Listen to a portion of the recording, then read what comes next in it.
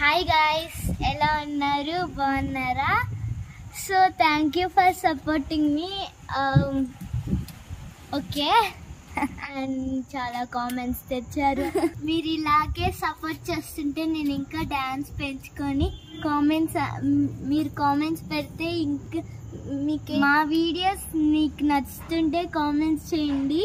మీ comments కూడా మేము చూసాము, చాలా కామెంట్స్ వచ్చినాయి. ఇక్కడ వెదర్ చాలా బాగుంది, మీకు ఎట్లుందో కామెంట్ చేయండి.